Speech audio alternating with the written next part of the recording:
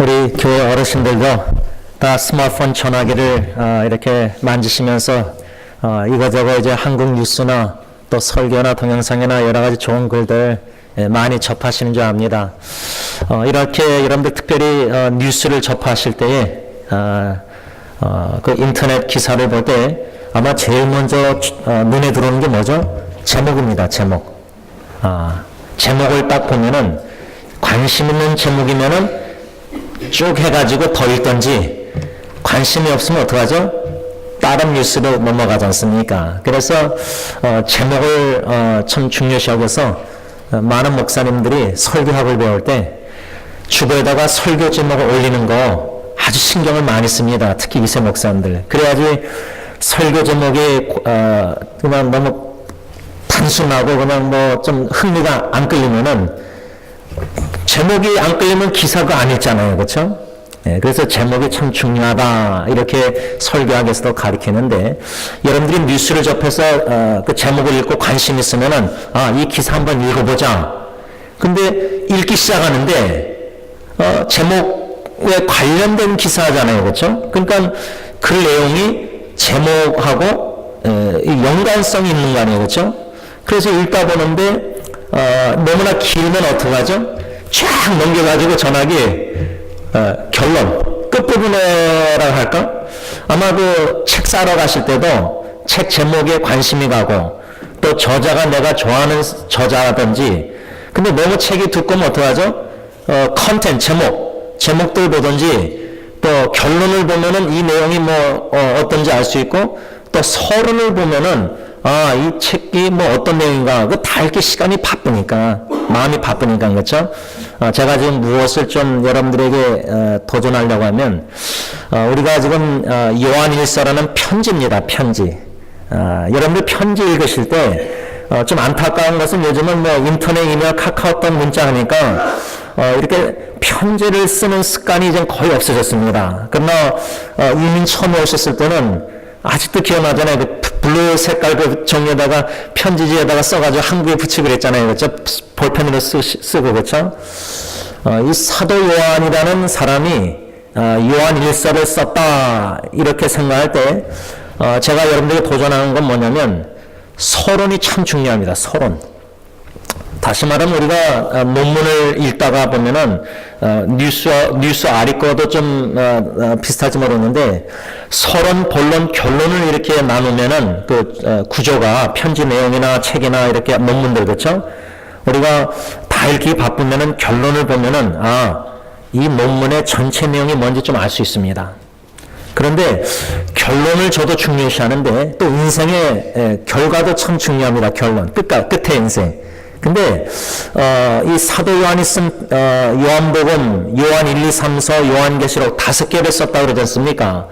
또 사도 바울이라는 사람이, 저자가 신약에 13권을 썼다 하면은 신약 27권을 읽으실 때에, 특히 사도 바울이나 사도 요한의 편지를 읽으실 때 제가 여러분들에게 권면하는 건 뭐냐면, 도전은 서론, introduction, 서론이 참 중요하다. 왜 중요하냐면, 요한복음도 그러고 요한일서도 그러고, 우리가 지난주까지 요한일서 1장 1절에서 4절까지 묵상했습니다.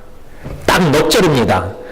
그 넉 절이 얼마나 중요한가를 5절에서 오늘 10절까지 읽었지 않습니까? 그리고 이제 다 끝나면 또 요한일서 2장으로 넘어가는데, 이 성경의 특히 편지, 신약의 편지 내용들 읽으실 때 저자가 누구인가, 쓰는 사람이 중요하지 않습니까?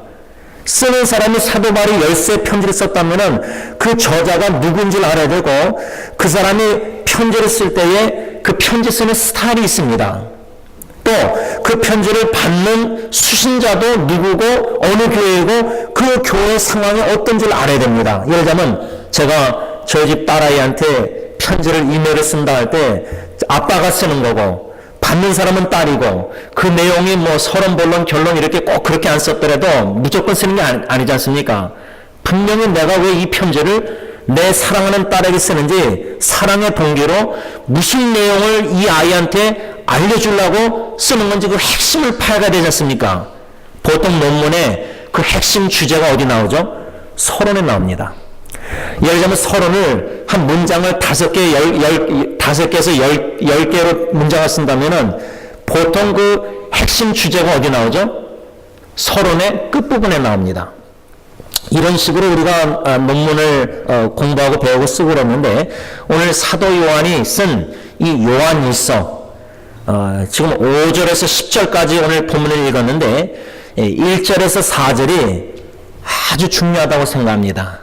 매우 중요합니다. 이 서론 부분이 얼마나 중요한가.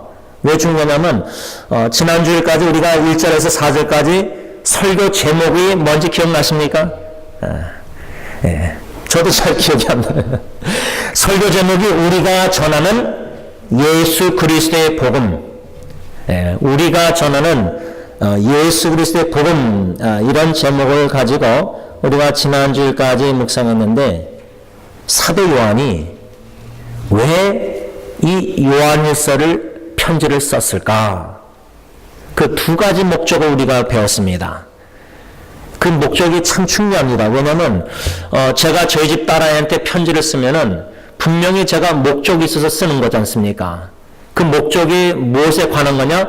제 딸에 관한 거고 제 딸이 접한 상황에 그걸 아버지가 알기 때문에 걱정되신 염려 속에서 아이에게 권면의 편지를 쓸 수 있고 여러 가지 목적으로 편지를 쓸 수 있지 않습니까?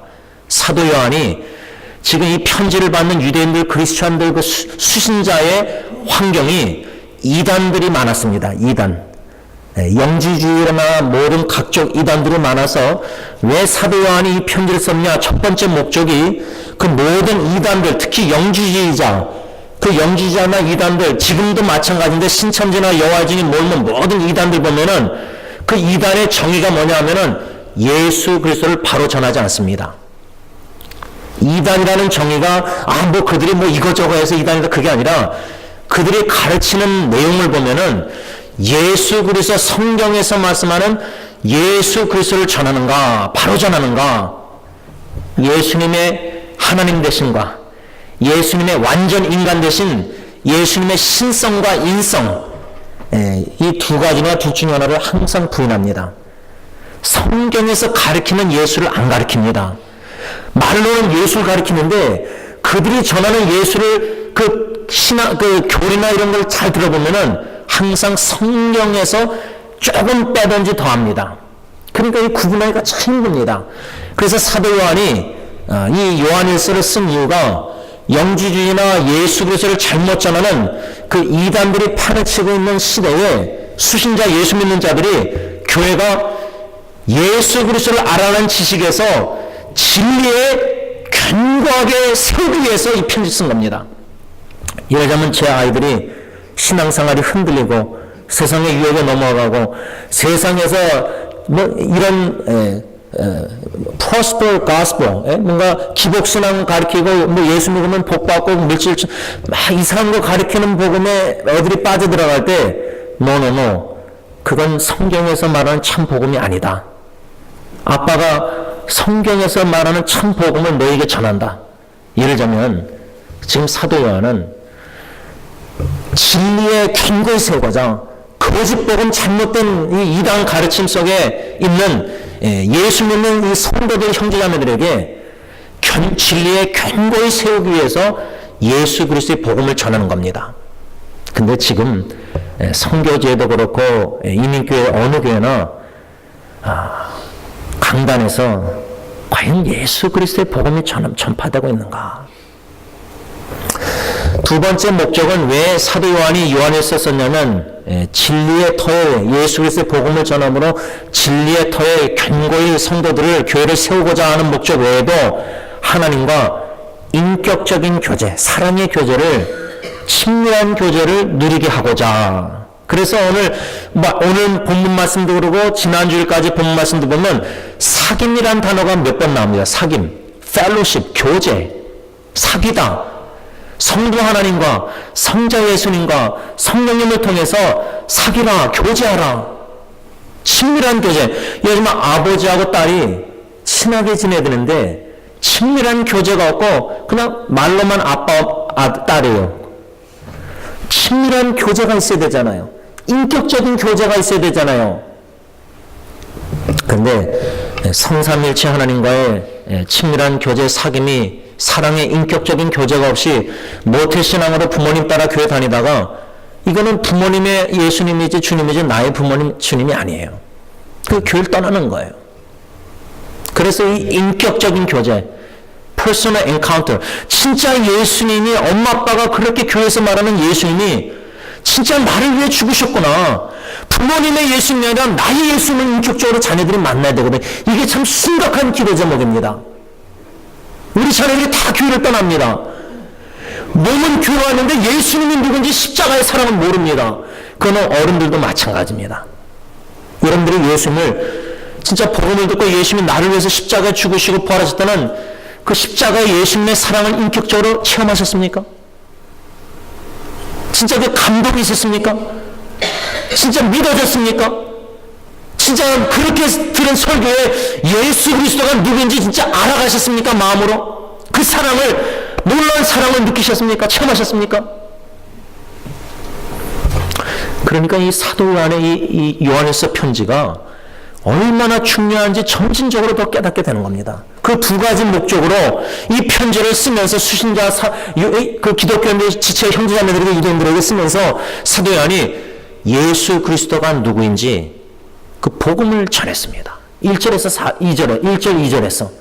근데 제가 나눴지만은 여태까지 복음이 무엇인가 하면은 사도 바울의 로마서나 고린도전서에 초점으로 예수 그리스도의 복음은 이거구나. 성경대로 십자가에 죽으시고 성경대로 다시 살아나시고 복음은 예수님의 죽으심과 부활하시구나. 사도 바울이라는 다메섹 도상에서 부활하신 예수님을 만나서 예수가 누구인지 알게 된 사도 바울, 13 편지를 쓴 사도 바울, 신약의 27권 중에 13권을 쓴 사도 바울의 복음의 정의를 많이 초점을 맞췄었는데 요한일서 1장 1절 2절 읽다가 사도 요한의 관점에서 복음, 사도 요한은 예수님이 사랑하는 제자, 3년 동안 예수님과 같이 다니면서 따르면서 쫓아다니면서 예수님을 보고 느끼고 만지고 가르침을 받고 너무나 사도 바울의 관점에서만 복음을 초점을 맞췄구나 내가. 근데 사도 요한이라는 사람은 오히려 바울과 달리 3년 동안, 그래서 오늘 이 사도 요한이 1장 1절에 뭐라 했죠? 태초부터 있는 생명의 말씀에 관하여는 뭐라 했죠? 우리가 들은 바요, 눈으로 본 바요, 자세히 보고 우리의 손으로 만진 바라. 사도 바울은 13 편지 신약 보면은 이런 말씀을 쓴 적이 없습니다. 왜? 사도 요한이나 사도 베드로나 다 베드로전서 후서 쓴 베드로나 이런 사람들은 예수님의 제자로서 3년 같이 따라다니고 보고 만지고 다 기적 다 직접 듣고 그랬잖아요. 사도 바울은 다메섹 도상에서 그 당시 제자들이 그랬을 때 사도 바울은 예수를 돌을 쫓는 사람 핍박했습니다. 그래서 균형 있게 성경을 읽어야 되겠다. 사도 바울의 관점에서만 예수 그리스도가 누구인가를 초점 맞추지 말고 사도 요한, 사도 베드로, 마태, 마가, 누가 이런 사람들이 쓴 편지, 신약의 편지 내용, 이 글들 내용 중에 그들이 말하는 예수 그리스도가 누구인가? 결론적으로 뭐냐면 우리가 성경 창세기부터 요한계시록을 읽을 때 66권이잖아요. 저자가 한 40명이라고 그러잖아요. 사도 바울 40명 중에 사도 바울 한 명의 초점에 맞춰서 예수 그리스도가 누구인가 알아가는 데 힘을 쓰기보다 창세기부터 계시록까지 모세부터 사도 요한까지 쓴 모든 40명에 쓴 구약부터 신약까지 예수 그리스도가 누구인가를 알아가는데 평생 헌신해야 되겠다. 이게 이제 결심이 든 겁니다. 저에게. 늦게나마. 창세기에서 말하는 예수 그리스도가 누구인가? 창세기, 출애굽기, 레위기, 민수기, 신명기, 말라기까지 구약의 39권에 구약에서는 장차 오실 그리스도 메시아, 기름 부음 받은 자. 구약은 쉽게 말하면 장차 오실 예수 그리스도에 대해서 전한 내용이고 신약에서는 예수 그리스도가 오셔서 그 쓴 편지 내용, 글들, 그 다음에 요한계시나 이런 것들은 장차 오신 예수 그리스도 재림. 그러니까 신구약이 66권 전체가 전하고자 하는 게 뭐죠? 예수 그리스도예요. 이미 오신 예수 그리스도, 장차 오실 예수 그리스도, 이미 오신 예수 그리스도, 다시 오실 예수 그리스도, 이렇게 세 가지로 나누면은 성경을 어떻게 읽어야 되는가, 하라 하지 말라, 왜 성경에는 이런 말씀들이 많을까? 그게 아니라 기도하는 마음으로 성령 하나님, 성령의 저자, 참 저자이신 성령님께서 40명을 통해서 완전한 말씀을 주셨는데, 기도하는 마음으로 성령 하나님, 오늘 구약을 사무엘상, 사무엘을 이제 새벽, 여러분들 석장씩 읽잖아요. 주보도로 문답하실 때. 이 말씀을 통해서 예수 그리스도가 누구인지 조금이라도 알아가게 해주세요. 마치 광산에서 광부가 금을 캐려고 노력하잖아요. 땀 흘리고. 뭘 캐려고 하죠? 금을 캐려고 하지 않습니까? 금. 보배로운 귀하니까. 성경에서의 66권의 금은 바로 보아하는 예수 그리스도입니다. 그 예수 그리스도를 발견하고자, 찾고자, 알아가고자 사모하는 마음으로, 기도하는 마음으로 성령님 깨닫게 해주셔야 할 때 예수 그리스도를 알아가는, 발견하는, 만나는, 인격적으로 알아가는 지식, 고상한 지식, 여기에 우리가 초점을 맞추고 성경을 읽자, 그 말입니다.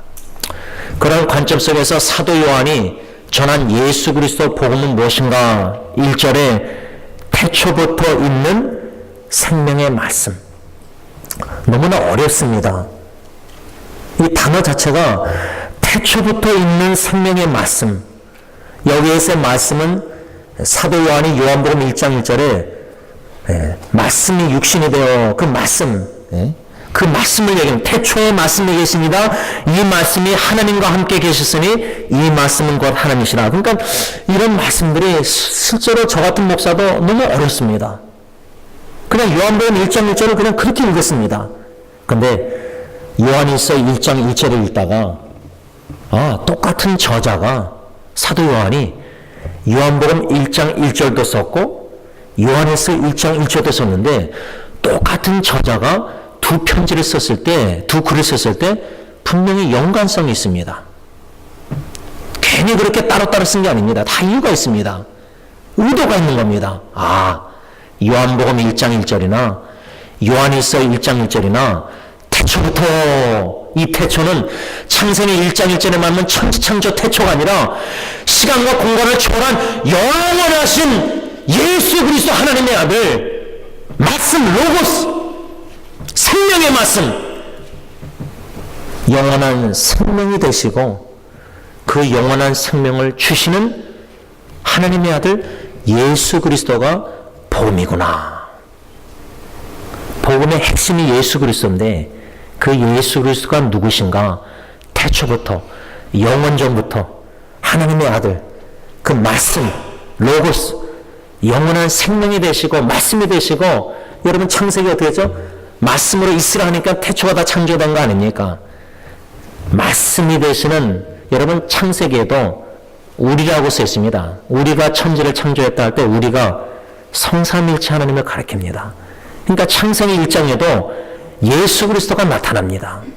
성부 하나님, 성자 예수님, 성령 하나님이 천지를 창조하셨습니다. 우리, 그 천지 창조하신 태초의 하나님이 그 태초보다 더 태초인 영원 전부터 스스로 계신 I am 하나님, 그 하나님의 아들 예수 그리스도가, 영원하신 예수 그리스도, 신성을 가리킵니다. 예수님의 신성을 가리키는 겁니다. 하나님이시라는 겁니다. 영원한 생명, 그 생명을 주시는 영원하신 하나님이, 태초에 계신 하나님이 1장 2절에 요한일서에 이 생명이 뭐요? 나타내신 바 되었다. 이 땅에 성육신, 인간의 몸을 입고 완전한 하나님의 아들로 죄가 없으신 동정녀 성령의 마리아 잉태 탄생. 왜 사도 요한이 예수님의 신성과 영원하신 하나님, 또 이 땅에 인간의 몸을 입고 태어나신 성육신하신 완전한 하나님이심을 전했는가? 영주주의자가 그 초대교회 시대에 예수님의 그 인성을 부인했습니다. 동정녀 마리아의 탄생을 부인했습니다. 예수님은 하나님이시지 인간이 아니시다. 인간으로 태어난 것조차도 도케미즘이라는 이단들은 뭐라고 그랬냐면 그냥 우리가 유령을 귀신을 봤다가 없어지자 그랬습니까? 인간의 몸을 입고 오신 예수님은 그냥 환상으로 보이는 바 그렇게 인간의 모습의 형상을 잠깐 보인 거다. 간략하게 말하자면 사도 요한이 왜 이 편지를 썼느냐? 그 당시에 이단들이 예수님의 인성, 완전한 하나님의 아들 인간됨을, 성육심을 부인했습니다. 근데 지금도 신학 세계에서는 동정녀 마리아 탄생을 부인합니다. 성경의 신약에 나오는 예수님이 행하신 모든 기적을 다 없애버립니다. 기적이 없다는 겁니다. 또 역사적인 예수를 부인합니다. 2000년 전에 베들레헴에 나사렛 마을관 예수님 태어나셨나? 그걸 부인합니다. 여러분, 우리가 알고 믿는 예수님이 누구신가 할 때, 지금 이 예수님이 누구신가에 대한 공격이 신학세계에 심각합니다. 예수님을 부인합니다. 다시 말하면 지금 교회에서 전파되는 설교들도, 우리 목사들의 설교들도 보면은 참 예수를 전하지 못하고 있습니다. 왜? 우리 목사들이 성경의 신구약에서 말씀하는 66권에서 말씀하는 예수님을 알아가는 지식에 자라나고 있지 않기 때문입니다. 저도 마찬가지입니다. 예수님 누구신가를 그렇게 그냥 머리로 아는 예수 그리스도, 십자가에 죽으시고 부활하시고, 예수님 베들레헴 마을관에 태어나시고 성탄식 우리가 이렇게 축하하고 이런 식으로 여기까지 설교를 하고 이러는데, 여러분 그 수박 겉핥기라는 말 있죠? 제가 여태까지 그렇게 신앙생활하고 그렇게 설교를 했다는 말입니다. 그런데 전혀 뜻밖의, 예상 밖에 제가 사도 요한이 쓴 요한일서를 선택한 목적이 금년도표가 서로 사랑하라니까 사랑에 대한 편지 내용이 많은 게 요한일서라 생각해서 택했는데, 요한일서 1장 1절부터 4절 묵상 설교 준비하다가 얼마나 내가 착각하고 얼마나 무식했는지,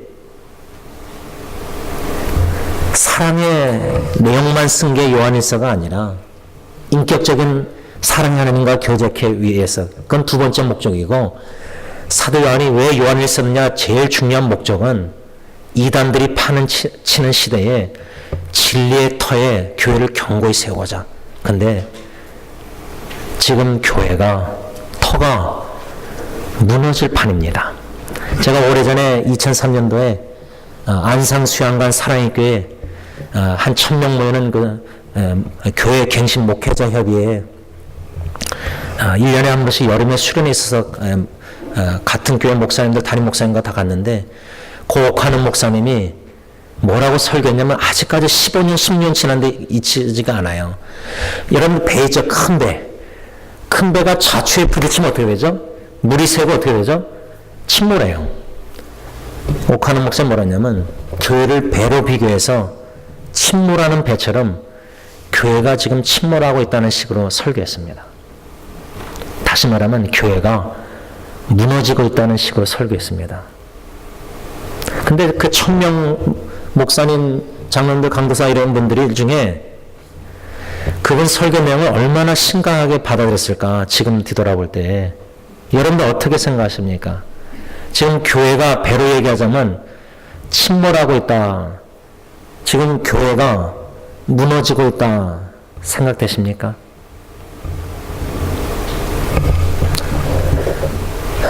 이단들이 참 판을 치고 있는 시대에 우리가 진리의 터에 견고히 셈 받기 위해서 예수 그리스도가 누구인가? 예수 그리스도의 신성과 인성을 강조하는 이 사도 요한의 이 편지 내용이 솔직히 너무나 따분하게 들리고 너무 멀리 느껴지고 이것이 얼마나 심각한지 우리가 잘 모릅니다. 다시 말하면 예수 그리스도가 누구인가, 이 참 복음이 무엇인가, 여기에 심각성을 느끼지 못하는 이유가 우리가 갈라디아서처럼 다른 복음, 섞인 복음, 거짓된 복음, 기복신앙을 자극하는 성경에서 가르치고 있지 않는 다른 예수 그리스도에 너무 익숙해져 있기 때문입니다. 왜 사도 요한이 이 예수 그리스도를 보고 듣고 만진 예수 그리스도를 전했느냐? 복음에 전한 목적은 두 가지로 우리가 배웠는데, 수직적인 목적과 수평적인 목적. 수직적인 목적은 3절에 우리와 사귐이 있게 하려 함이니, 사도 요한은 왜 예수 그리스도의 복음을 전했냐면 우리와 사귐, 교제 통해서 아버지 하나님과 성자 예수님과 사귐이, 교제가 있게 하기 위해서 복음을 전했다. 여러분, 우리가 왜 우리 자녀들에게 복음을 전해야 되냐?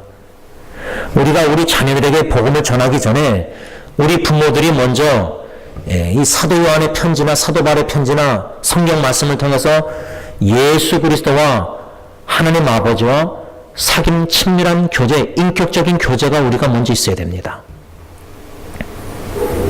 성령이, 우리 안에 거하시는 성령님을 통해서 아버지 하나님과 성자 예수님과 사귐, 친밀한 교제가 있는, 그래서 여러분, 신앙생활이라는 것은 제 생각에는 무엇인가 주님을 위해서 행해야 된다, 그게 아닙니다.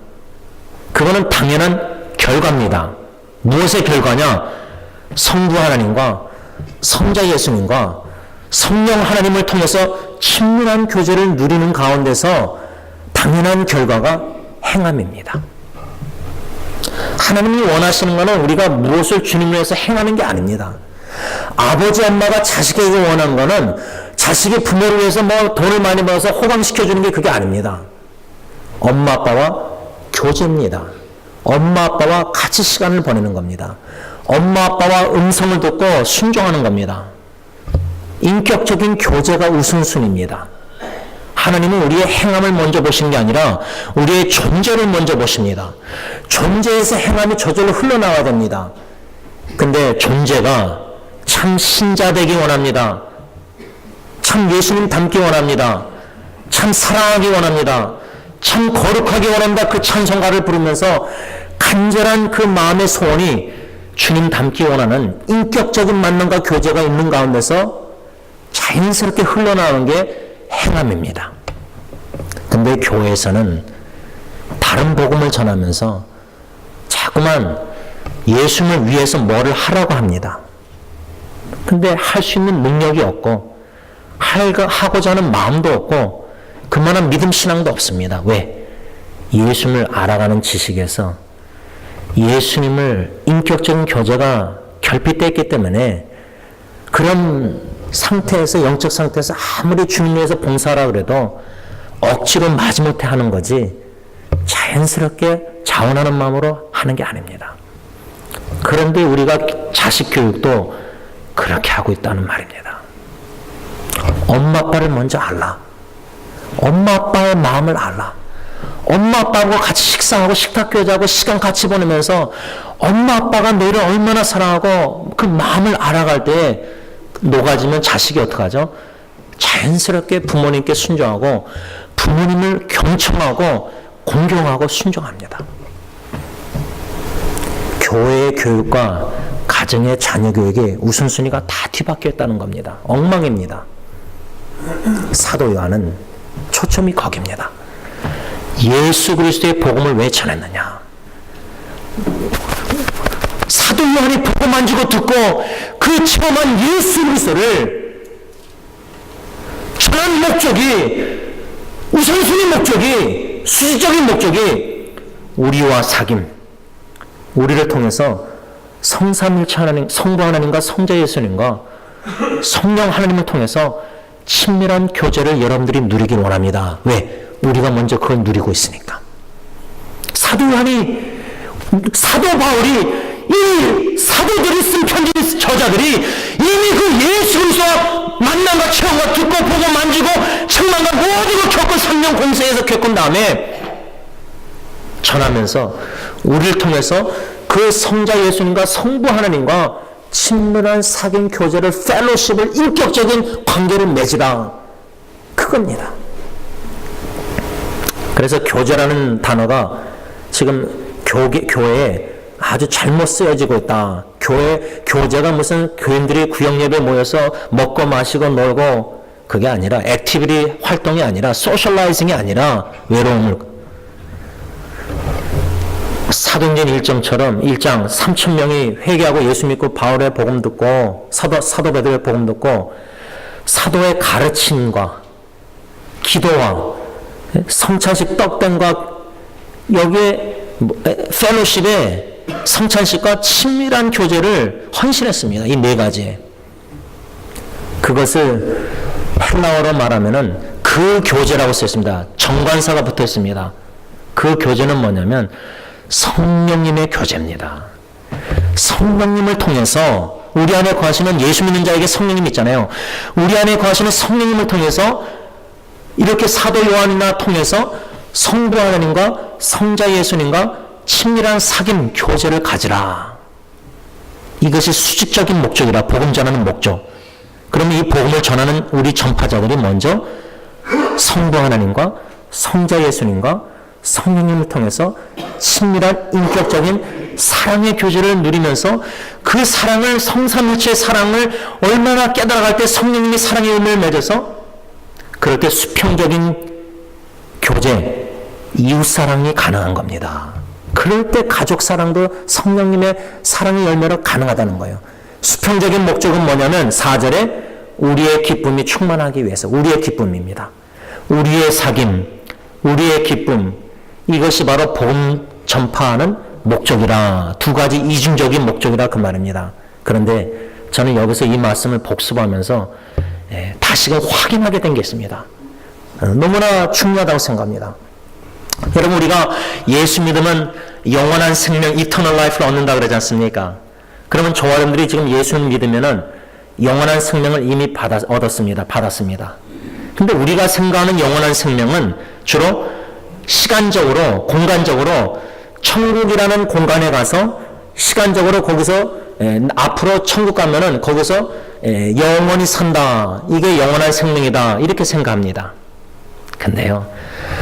성경에서 가리키는 영원한 생명은 미래만 아닙니다. 현재형입니다. 현재. Here and now. 지금 여기서 우리는 영원한 생명을 부분적으로 누립니다. 온전히 누리는 것은 천국입니다. 그러나 부분적으로 누립니다. 천국에서의 성령님이 온전히 하나님과 이웃을 사랑하게 만드시듯이 지금 우리 안에 거하시는 성령님이 성부 성자 예수님과 교제케 하시면서 사랑의 열매를 맺으면서 예수님의 이중계명인 하나님 사랑 이웃 사랑케 하시면서 사랑의 공동체 가정이나 교회가 될 때 그것이 바로 천국입니다. 그것이 바로 영원한 생명을 누리는 겁니다. 그래서 우리가 주의 사랑 비칠 때 기쁨 원에 아까 수평적인 복음 전파 목적이 뭐라 했죠? 우리의 기쁨이 너희 안에 충만하기 위해서 예수님의 이중계명대로 성령의 인도하심 따라 하나님을 온 마음과 정성 힘을 다해 사랑하고 이웃을 사랑할 때 내 자신같이 우리 안에 마음에 천국화가 되고 그 가정과 교회가 그 직장이 영원한 생명을 천국에서 영원히 사는 생명 그 영원한 생명을 이 땅에서 부분적으로 누리면서 산다는 겁니다. 이러한 놀라운 축복을 여러분도 누리기를 원해서 사도 요한이 이 복음을 전한 겁니다. 적어도 저도 여러분들에게 이 복음을 전하면서 주의 사랑 비칠 때 기쁨 원해. 근데 사랑을 비칠 능력이 없습니다. 우리 그렇게 사랑 잘하는 사람 절대 아닙니다. 아주 이기적인 사람들입니다. 인간의 본능이. 그런데 갈라디아서 5장 성령의 열매, 사랑. 우리 안에 거하시는 성령님이 사랑의 열매를 맺게 하실 때 어떻게 맺게 하시냐? 복음을 듣게 하심으로, 예수 그리스도를 알게 하심으로, 예수 그리스도를 알게 하심으로 그 사랑, 십자가의 사랑을, 완전한 사랑을 넓게 깊게 많게 높음을 깨달아 알아가게 하심으로 우리의 이기적인 마음과 예쁜 눈 강팍한 몸을 조금 회개에 녹아주셔서 사랑으로 점점 우리의 물된 동산 채우셔서 사랑하지 않고는 견디는 수 없는 사랑의 통로가 되게 하십니다. 그래서 주님의 사랑을 비칠 때에 기쁨이 올 때에 주님과의 성삼일체 하나님과의 교제와 우리의 사귐과 우리의 기쁨, 성삼일체 하나님의 기쁨이 나의 우리의 기쁨이 된다는 겁니다. 이렇게 하나님은, 성삼위 하나님은 기쁨 충만한 삶을 살기 원하신다는 겁니다. 사도 요한은 1장 1절에서 4절까지 이렇게 서론 강조하면서 5절에 우리가 그에게서 듣고 너희에게 전하는 소식은 이것이니, 이겁니다. 복음 전파자는 그에게서 성삼일체 하나님께 복음을 듣고 너에게 전하는 소식, 우리는 그냥 중간에서 전파, 징검다리 역할입니다. 주님께 복음을 듣고 우리는 전하는 겁니다. 듣고 너에게 전하는 소식은 이것이니 뭐라죠? 곧 하나님은 빛이시라. 그에게는 어둠이 조금도 없으시다는 것이니라. 이겁니다. 오늘 시간이 이렇게 많이 갔지만 결론을 맺으면서 오늘부터 매주일 5절에서 10절까지 하나님은 빛이시다. 하나님은 빛이시다. 그에게는 어둠이 조금도 없다. 근데 성경에 분명히 마태복음 5장 14절에 너희는 세상의 빛이라. 우리는 하나님의 빛이 되시는 하나님의 자녀들입니다. 하나님이 빛이십니다. 우리는 하나님의 자녀들입니다. 그러면 우리는 빛의 자녀들입니다. 그러면 이 어두운 세상에 빛을 발해야 됩니다. 그런데 우리 마음에도 너무 어둠이 많고 우리 가정에도 어둠이 너무 많습니다. 참 어둡습니다. 여러모로 어둡습니다. 정신적으로 우울증 어둠뿐만 아니라 영적으로도 어둡고요. 뭔가 이렇게 성육신하신 예수님이 나타나신 바 아포클리파 열렸는데, 계시하셨는데 하나님의 말씀을 통해서 그렇게 우리에게 복음을 들려주시는데 우리는 영적으로 어두워서 아무리 들어도 깨닫지 못하는 겁니다.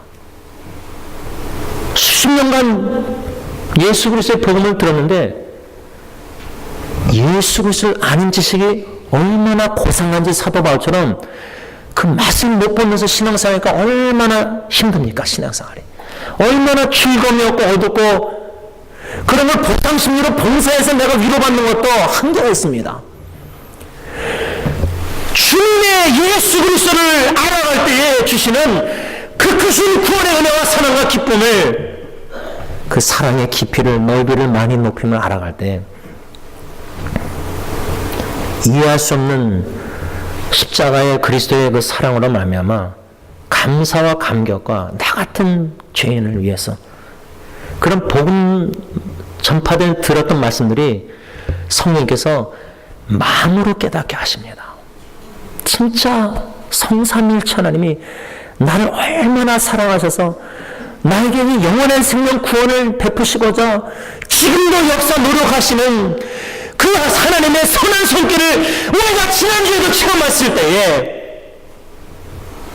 이 기쁜 소식 복음을 어떻게 전하지 않겠습니까? 어두운 세상에 빛 대신 하나님, 우리는 빛의 자녀로 어떻게 살아야 될 것인가? 우리가 가는 곳마다 우리가 가정이나 교회나 어두운 직장이나 친구들이나 누구 어두운 사람들 만날 때 빛이 어둠에 비칠 때 그 어둠이 다 물러갑니다. 한마디만 나누고 마치겠습니다. 제가 39년 교회 이전 역사를 들여다볼 때 원로 목사님 때는 제가 기억이 잘 안 나는데 딱 한 번 제가 새벽기도 온다 할 때 불이 전기가 다 나간 적이 있습니다. 전기가 이 동네 다 나가가지고 새벽기도 인도해야 되는데 이게 안 보이지 않습니까? 어두우니까, 새벽이니까. 그래서 이제 막 여기 캐비넷 딱 뒤져가지고 촛불을 찾았습니다. 근데 우리가 생각하는 촛불은 한국에서 불 나갈 때 어떡하죠? 긴 촛대지 않습니까? 근데 여기서 찾은 촛불은 데코레이션 장식용, 땡고 연회 때 그렇게 넓적하고 동그란 거 있지 않습니까? 초 이렇게 심지 나와 있는 거. 그거밖에 없어가지고, 이 나무에다가 이렇게 다 촛불을 붙여가지고 우리 김창수 세미나에서 이제 새벽기도 예배 드린 적이 있습니다.